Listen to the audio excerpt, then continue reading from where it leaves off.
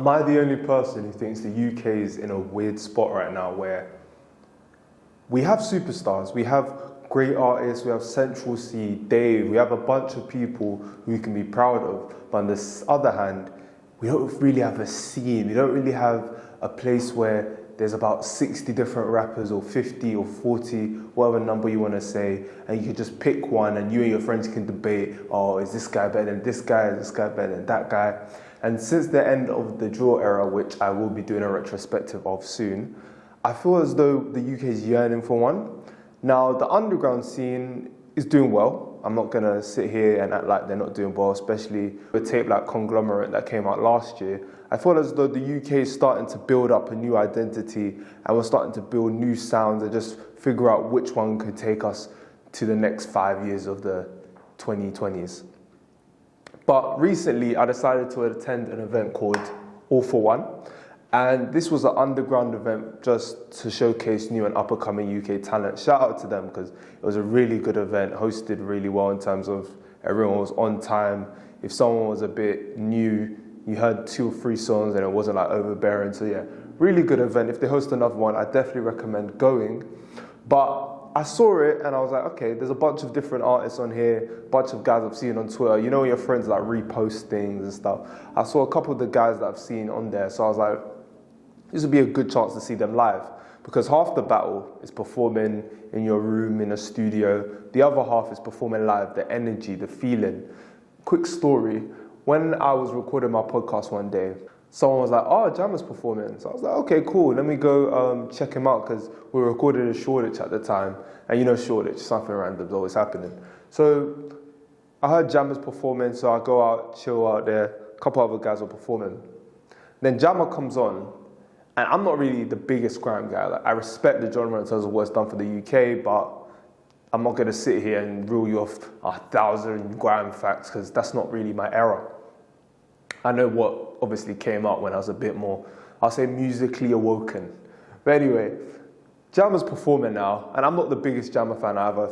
I'm a casual grime listener. So I'm seeing Jammer perform. I don't really know any of his lyrics, but I'm just there for the vibes in it. He's performing now, and I don't know, for a split second, I understood why people love grime so much. I understood how an MC with a flow and a cadence and being able to hear his punchlines, especially with grime, which is a very fast, it could be a very loud genre. Seeing Jammer being able to control a crowd of random people, because remember, this is a pop-up, so like, for example, with someone like myself, he didn't know I was coming, so the fact that he was able to just control the crowd, everyone was getting hyped, everyone was like, ah! I was like, you know what? Because I'm a headphone listener, I listen to a lot of music through my headphones. So seeing it live, obviously I've been to a couple concerts before, but seeing Jammer live, I was like, I'm going to put a bit more, like if I'm having a music debate, even though you should have respect for your elders and all that stuff, I'll definitely give him a bit more respect because hearing him live, I was like, okay, this is someone who's definitely spent years at his craft. But I bet you're wondering, how does this all relate to Thiago Brazy? But don't worry, you're just going to have to... Alright, cool. So how did I hear about All For One in the first place? So I heard about it through Tr Go. He put it on his story. This is someone I've been following for the past couple months now because, you know, funny enough, we have a couple of mutuals because we're from the same area. So, you know, people will be posting his music. And then one day, one of his songs caught my eye and I've just been following ever since. I want to get into why I like him and some of his impressive lyrics, but at this All For One event, I saw a bunch of different acts, a bunch of different people I've heard about, seen mutuals post and stuff. And I'm the type of person to where if you post someone, I'll give it a chance for that trailer. But if I'm not really interested, I'll just keep about swiping or clicking or whatever. So some of the acts that performed that day were Zeno Vinci, Ads Heartless, Slooh, and obviously Thiago Brazy. We're going to go through these guys first because obviously the video is about Thiago Brazy. But let's speak about Ads Heartless first. Now, recently I saw on HC Pod with Chucky and Poet, and they were discussing why UK artists don't sample acts from like 10, 15, 20 years ago. And I was thinking, You know what? That's true, you know, because we can't say like we don't have talent. Like if anyone who's lived in the UK that's at least my age knows that we've got a plethora of artists, whether you're into grime, road rap, drill, trap. Like if Blade Brown's your go, or if Nines is your go, or you see the different artists I'm naming, or if, I don't know, KO's your go, or there's a bunch of different artists you can choose from, a bunch of people you can sample from, and a bunch of people who have done it at the highest level. Because sometimes when you sample Americans, you're almost competing with other Americans who are sampling and stuff. But funny enough, Tr Go Brazy sampled Dead Presidents and it was actually good. But nevertheless, ad's heartless. Now, when you just see his aesthetic alone, you see the wired earphones and whatnot, you're like, okay, this guy is trying to go for something. You can see it in his aesthetic. But when you hear his music, the flow just grabs you straight. I would say his main strong point is his flow is crazy. And I think his flow and his lingo as well. Because obviously I'm from South, he's from South as well. But he's from Croydon, right? And the first time I listened to his song Unorthodox with Nathan, who we'll speak about as well, I was like, I don't know what he's saying, but the flow is just carrying me through the song.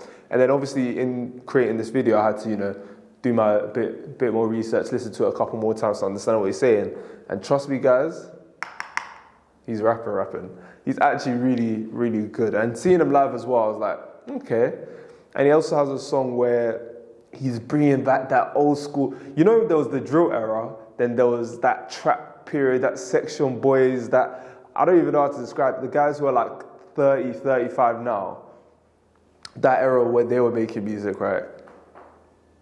And I feel like he's sampling and using those sounds to inspire him to create a new sound. And yeah, I really like what Ad's Heartless is doing.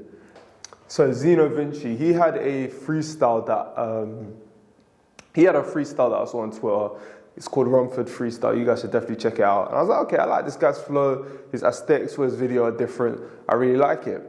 And one thing I'll say about all these guys as well is that the way they shoot their videos, obviously, I feel like video production has just increased to a point where you actually have to have a style. You can't just, everyone's video looks nice these days. Everyone can afford a decent to good looking video nowadays. But with him, Zeno Vinci, you could definitely tell there's creativity. In his new song, City Needs Me, he has a Daredevil mask and he's doing the little fight and things as well. And it shows like obviously he's probably into comic books, he's into stuff like that. And as a blurred myself, you know, honorary blurred, I appreciate seeing like rappers also embracing that side of things, especially. There's a bunch of us. There's like it's at a point where watching anime, watching cartoons, watching comic book shows, and reading comic books. It's not like a thing of the past where it's something to be ashamed of. So the fact that he's embracing into that, leading into that, is really impressive in my opinion. Because I mean, MF Doom made it, so why can't he use that type of aesthetic to improve? And there's a bunch of people who's into comic books that are in the media and in the hip hop world, like Rob Markman, for example, as well. So yeah. I really like what he's doing with his visuals, and I think he raps really well, especially like Rumford Freestyle. I was like, okay, I rate this guy. Now Sloohy, how do I describe this guy? I think one thing I'll say is I was with Chids that day as well at the All For One event, and Sloohy came on. I was like, I've seen this guy's freestyles online. His flow immediately gets you to where you just want to listen to the rest of the song. He's got a really good flow. But I'm listening to Sloohy, and then I see him at the show, and I'm thinking, okay, let's see how he controls the crowd and whatnot. And mind you, this is like a bunch of black people just to paint the scene. Bunch of black people at the front, just like it's Oslo, Hackney. Bunch of black people at the front. And I don't know what happened. They announced Sloohy's coming on. I blink, I'm surrounded. I'm outnumbered. I'm the minority. And I'm just seeing his fans go crazy. Obviously, I know like a couple bars here and there, but his fans do it bar for bar, word for word. And I'm telling you guys, if there's like a button that H pressed, if there's a button that H pressed, that Central C pressed, Sloohy's the next one up. He's got that white suburbia on lock. You know all those random places like Chelmsford and those places in Surrey and Guildford and whatnot? He he's gonna take those places over, in my opinion. Yeah, he's gonna run those places. But again, I asked you guys to the analysis. So yeah, I started listening to Thiago Brazy around bag time. One of my mutuals, they posted it. I was like, okay, I like this guy. But what exactly did I like, right? What exactly caught my eye? Well, first of all, let's talk about his trailers. Now, his trailers do an amazing job of being very cinematic, very colorful, the way they color grade. You know, anyone who edits videos knows like all these like nerdy like color grading and whatnot. But yeah, the way it's color graded and it shows Peckham as well, it's like, already it's just like, it looks nice, it's easy on the eye. But as I said before, everyone has good edited videos these days, so that's not really something that can make you stand out.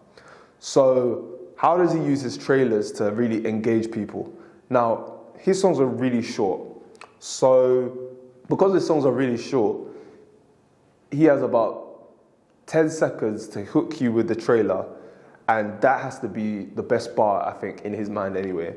So his songs are really short. They're about 2 minutes, if that, right?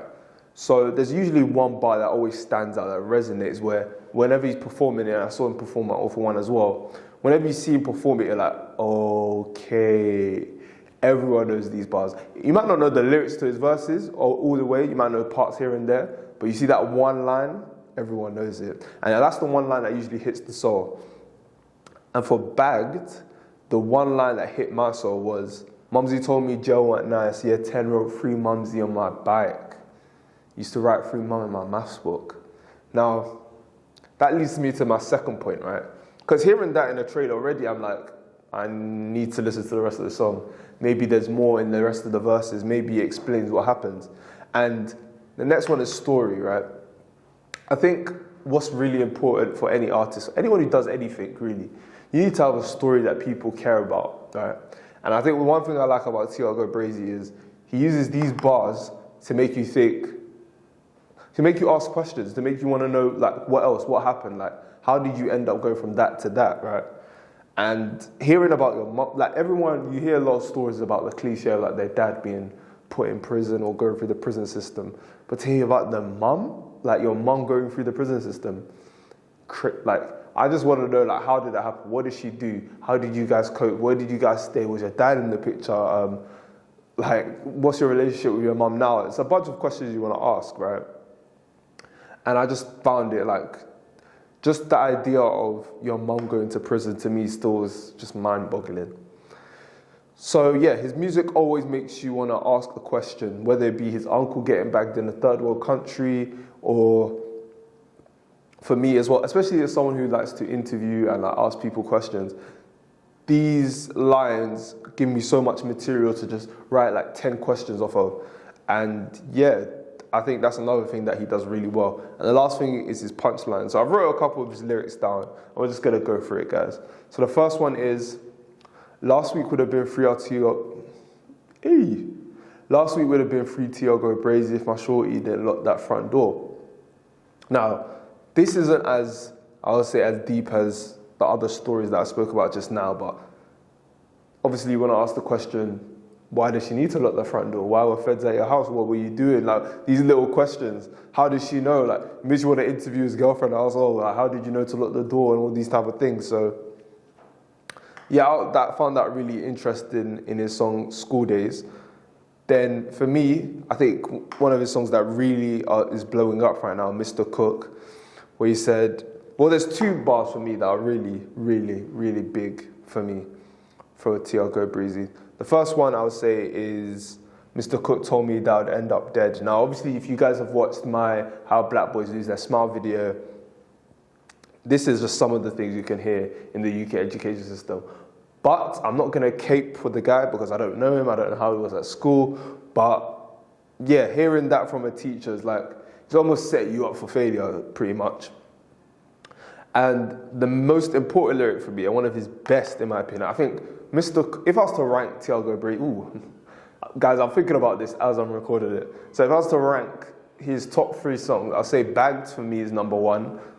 I would say Mr. Cook is number 2, and I'd say School Days is number 3. But let me know, you guys, what's your favorite Tr Go Brazy songs right now?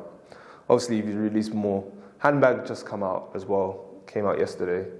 Yeah, he came out yesterday at the time of recording, so that's another one if you want to put that in your rankings. I like Handbag. It's got a nice bounce to it. That could be like an underground hit, and then he keeps growing.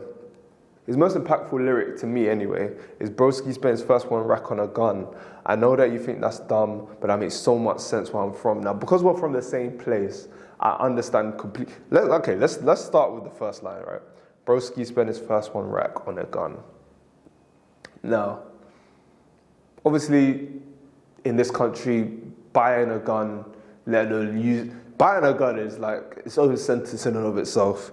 Using it and just having bullets in it. Oh, you hear about a bunch of stories where guys have almost lost 5, 6, 7 years of their life just off that alone, right?